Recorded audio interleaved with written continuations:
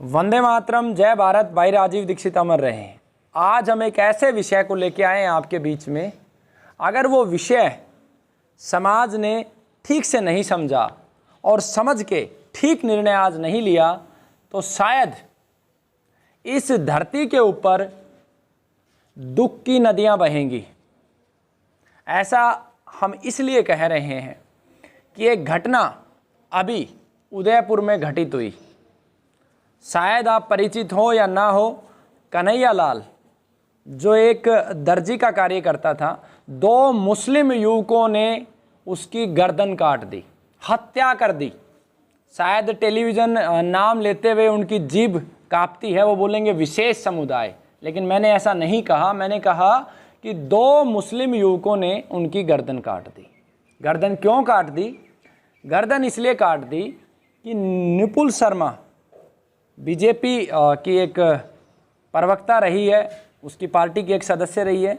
22 मई को एक TV debate के अंदर एक तरफ मुस्लिम पक्षकार थे और एक तरफ हिंदू पक्षकारों में बीजेपी का प्रतिनिधि कर रही थी निपुल शर्मा। शिवलिंग के ऊपर कुछ बोला गया, क्या बोला गया मुझे भी नहीं पता, ना मुझे याद है। उसी के काउंटर में निपुल शर्मा ने इस्लाम की एक पुस्तक का रेफरेंस देते हुए और ये कहा कि 6 साल की लड़की के साथ मोहम्मद जी ने शादी की और 9 साल की अवस्था में संभोग किया। ये उन्होंने रेफरेंस दिया उस पुस्तक का। उसके बाद जो घटनाक्रम घटा, पूरे भारत में दुकानें जलाई गई।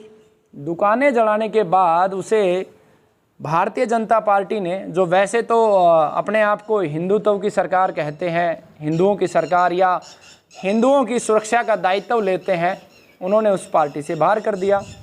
राजनीतिक कारण हो सकते हैं, सामाजिक कारण हो सकते हैं, विदेशी दबाव हो सकता है, मैं उस पर नहीं जाऊंगा।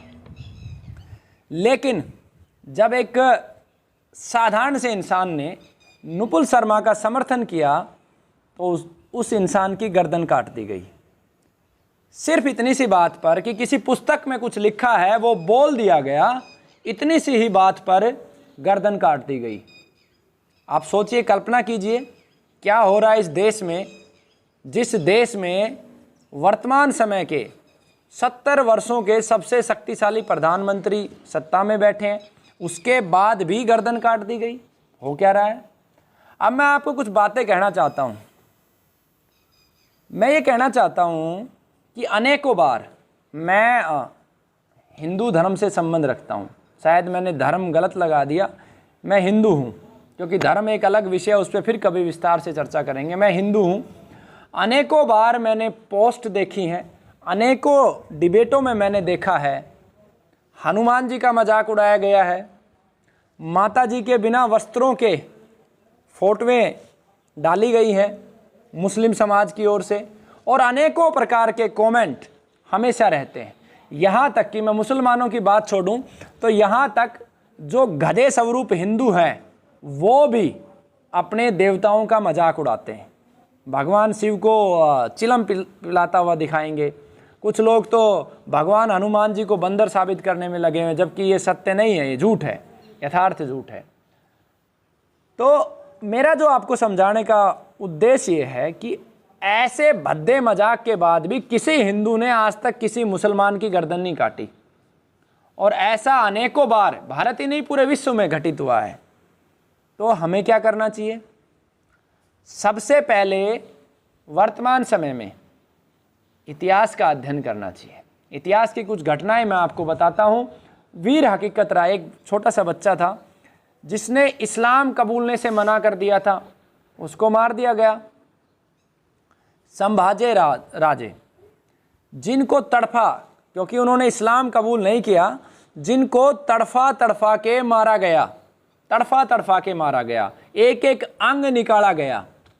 गुरु गोविंद सिंह जी और उनके पुत्र, उनके साथ क्या हुआ वो आप सब जानते हैं। और इतना ही नहीं, वर्तमान समय में जम्मू कश्मीर में क्या हुआ और भारत के उन स्थानों पर जहाँ पर मुस्लिम आबादी ज़्यादा है, उन स्थानों पे क्या घटित होता है और हो रहा है, ये सब आप जानते हो। इसके ठीक विपरीत अगर मैं बात करूं, मैं जिस गांव का निवासी हूं, जहां पे हमारा गुरुकुल है, ये पाली गांव है, महेंद्रगढ़ जिला है और 7 किलोमीटर की दूरी पे है। इस गांव में जिस समय भारत पाकिस्तान का बंटवारा हुआ था, जितनी मुस्लिम आबादी थी उससे आज कम से कम 50 गुना ज़्यादा हो चुकी है। जो लोग हिंदू भी बन गए थे, जिनका नाम सारा सब कुछ बदल गया था, वो पुनः मुसलमान बन गए और उनकी आबादी हमने 50 गुना बढ़ा दी। इसे कहते हैं भाईचारा, इसे कहते हैं मानवता। यानी कि आप किसी भी पंथ को मानो, हम आपको स्वतंत्र रखते हैं। ये मेरे गांव का उदाहरण है और ऐसे मैं लाखों उदाहरण समाज को दे सकता हूं जहां पर ऐसा हुआ। पाकिस्तान, कुछ लोग कहते हैं कि कुछ तो बात है हमारी, हस्ती मिटती नहीं हमारी। आपकी हस्ती नहीं, पूरे पाकिस्तान में आप मिट चुके हो, अफगानिस्तान में आप मिट चुके हो, भारत में भी आप लगभग मिट चुके हो। तो सवाल ये है कि हम करें तो क्या। भारतीय जनता पार्टी को हमने चुन के बहुमत दे दिया कि शायद वो कुछ समाधान करेगी। आपके मन में भी बहुत सारे प्रश्न होंगे। एक प्रश्न होगा कि ये सब मीडिया का भ्रम है। ये मीडिया का भ्रम नहीं है, ये यथार्थ सत्य है। और इससे बड़ा भी सत्य ये है कि जब मेरे ये मुसलमान भाई पूरे हिंदुस्तान को मुसलमान बना देंगे या सबकी गर्दनें भी काट देंगे, तब भी ये सुखी नहीं रह सकते। दुख इनके सीने में उस समय भी रहना है। मैं जो एक बात समझाना चाहता हूँ, हिंदुओं को भी, मुसलमानों को भी, सिखों को भी, ईसाइयों को भी। पहली बात तो आप समझे, आपने एक पुस्तक में जो लिखा है आपने वो पढ़ा, पढ़ने वाले का किसी ने समर्थन किया और आपने मूर्खतावश उसकी गर्दन उतार दी। क्या किसी ने कुछ देखा है? क्या किसी ने कुछ समझा है? जो आपके आसपास है वो सब आपका है, अपना है, इस बात को भूलो मत। लेकिन खाली इतना सोचने से, समझने से, ये बात मैं तो महसूस करता हूँ, मुझे आज तक कभी किसी में भेद नज़र नहीं आया। यहाँ पे इस गुरुकुल में अनेकों मुसलमान आए हैं और मैंने कभी भेद नहीं किया। निःशुल्क दवा भी दी है और उनको इतना ही प्रयास किया है बचाने का जितना मैं किसी अन्य के लिए करता हूँ और आगे भी करता रहूँगा, क्योंकि एक वैद्य का धर्म होता है अपने रोगी को बचाने का। लेकिन एक इंसान का भी धर्म होता है अपने आप को सुरक्षित करने का, अपने परिवार को सुरक्षित करने का। इस देश में लाखों उदाहरण हैं। हम कब तक ये सहते रहेंगे? तो आज इस वीडियो के माध्यम से मैं समाज को 2 रास्ते देता हूं जिस पे चल के शायद इस समस्या का समाधान हो सकता है। पहला रास्ता है कि जितने भी मुस्लिम धर्मगुरु हैं उन सबको बैठाया जाए और उनसे चर्चा की जाए। आखिर है क्या मसला, क्या है, क्यों आप इन लोगों को भ्रमित कर रहे हो? क्योंकि पूरी दुनिया के दुखों के मूल में 2 तत्व हैं, एक कुर्सीवाद और एक पूंजीवाद। कुर्सीवाद का प्रतीक है ये मौलानाएं, ये धर्मगुरु जितने भी हैं, जिन भी समुदाय से संबंध रखते हैं, और पूंजीवाद का प्रतिनिधि है पूरे जो पूंजीपति हैं, जो अपने अनुसार नीतियों को डिजाइन करते हैं।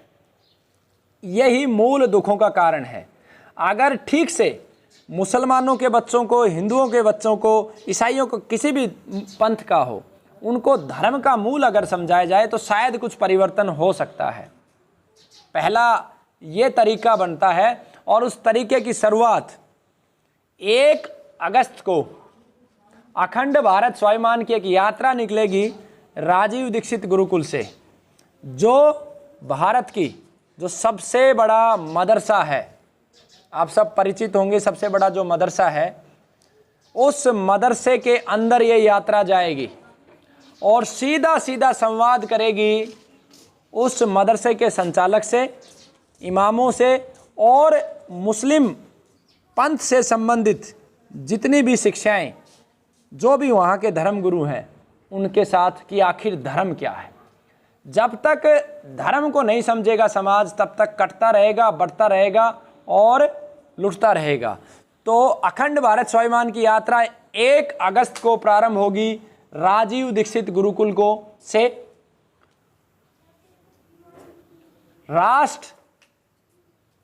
समाज और प्रकृति रक्षा यात्रा, ये इस यात्रा का स्लोगन होगा।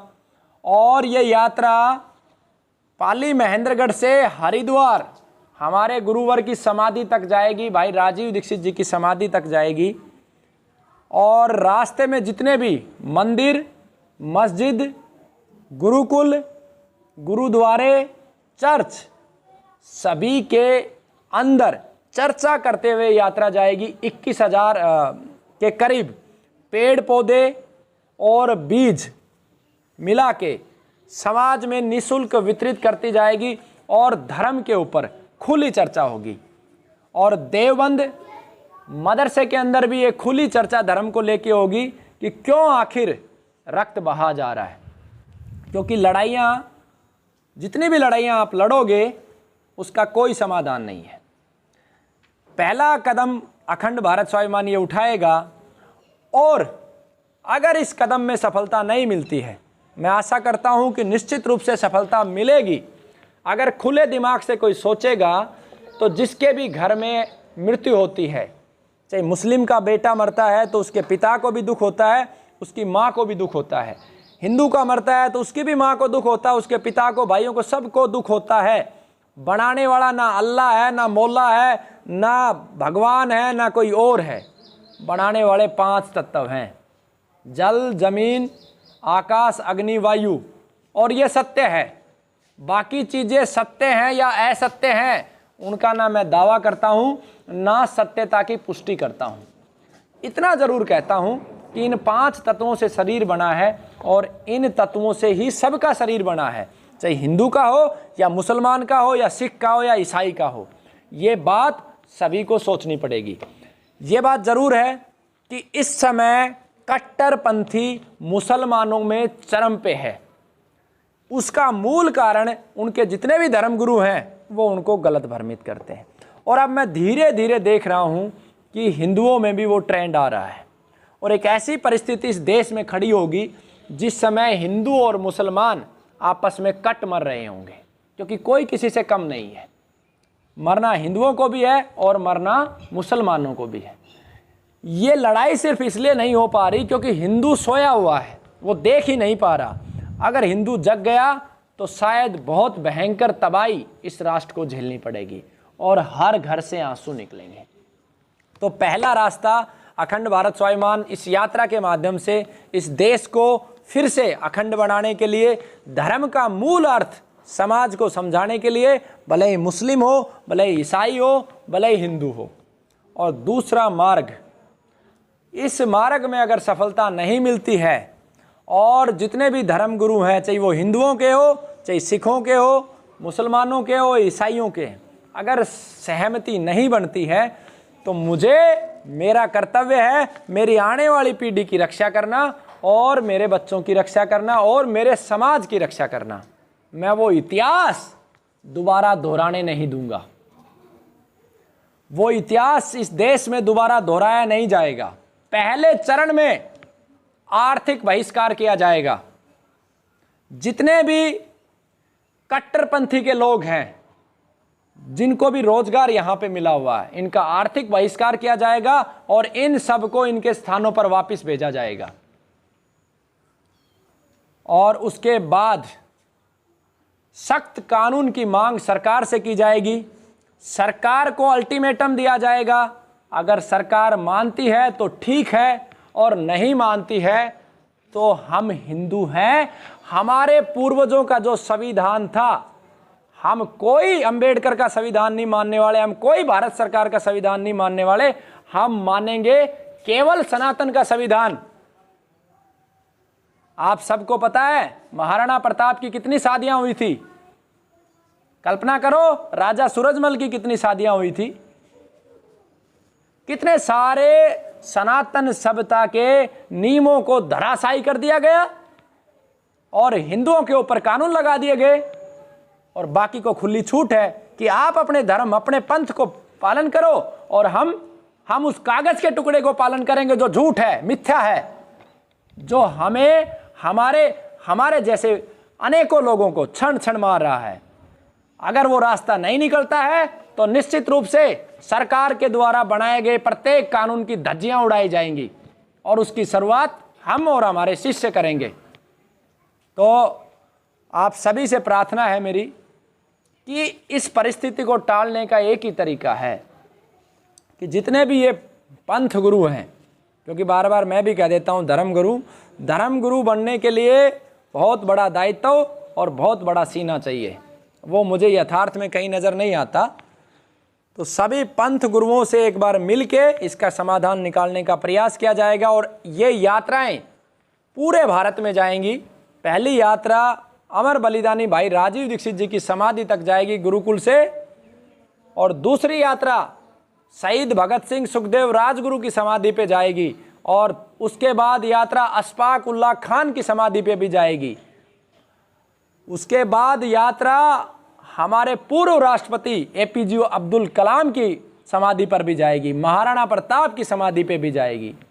सभी की समाधियों पे यात्रा जाएंगी, सभी धर्म गुरुओं से मिलते हुए जाएंगे, पेड़ पौधे लगाते हुए जाएंगे। कोई रास्ता नज़र आया तो ठीक है, नहीं तो दूसरा रास्ता हमारे सामने है।